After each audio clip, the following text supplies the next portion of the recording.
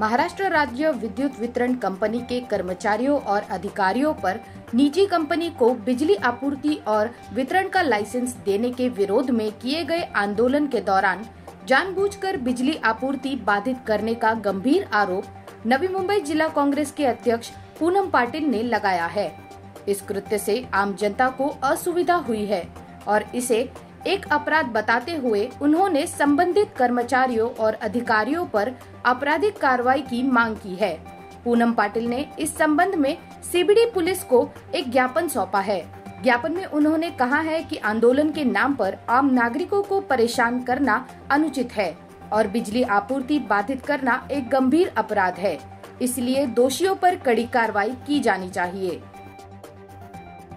आपण बघितलं असेल की कालपासून जो MSEBचा जो महाराष्ट्र शासनाविरुद्ध जो आंदोलन होता आणि त्या अनुषंगाने इलेक्ट्रिसिटी जी गेली होती सगळ्यांची, त्या अनुषंगाने आज पब्लिकला जो त्रास झाला त्याच्यामुळे सगळी पब्लिक रस्त्यावर उतरली होती आणि आंदोलन करणं हा न्याय हक्क आहे आणि तो करायला पाहिजे आणि तो महाराष्ट्र शासनावरती जो आंदोलन होता तो नियमानुसार झाला पाहिजे होता, तो तसा झालेला नाहीये आणि त्याच्यामुळे त्यांनी जे MSEBचे जे कर्मचारी होते त्यांनी जाणीवपूर्वक जे सबस्टेशन्स होते, जे तिथे ट्रान्सफॉर्मर्स होते, तिथे जाऊन जाणीवपूर्वक कनेक्शन्स काढले होते आणि सबस्टेशन्सला तिथून कनेक्शन इलेक्ट्रिसिटीचा कनेक्शन कट केला होता।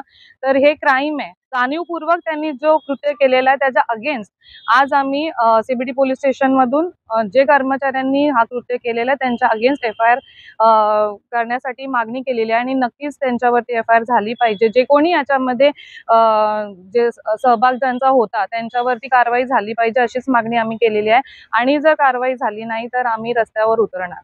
की तुमचा जो आंदोलन होता तो महाराष्ट्र शासनाबरोबर होता, मग जनतेने त्याचा जे जनतेने जो भोगला ते का सहन करावा जनतेने? जर तुम्हाला जर कनेक्शन कटच करायचे होते तर मग आमदारांचे आणि मंत्र्यांचे करायला पाहिजे। मग जनतेने जो त्रास सहन केला त्याला जिम्मेदार कोण आहे? तर आणि हे जे आंदोलन झालं आणि त्या अशा जो क्राइम त्याच्यामधून घडलेला आहे त्याचा आम्ही संपूर्ण नवी मुंबई तर्फे मी आज इथे निषेध व्यक्त करते। पुलिस ने ज्ञापन स्वीकार कर लिया है और आगे की जांच शुरू कर दी है। इस बीच इस घटना से नवी मुंबई के नागरिकों में गुस्से की लहर फैल गई है। वीडियो जर्नलिस्ट अथर्व के साथ पूरम जोशी की रिपोर्ट, जनता न्यूज, बेलापुर, नवी मुंबई।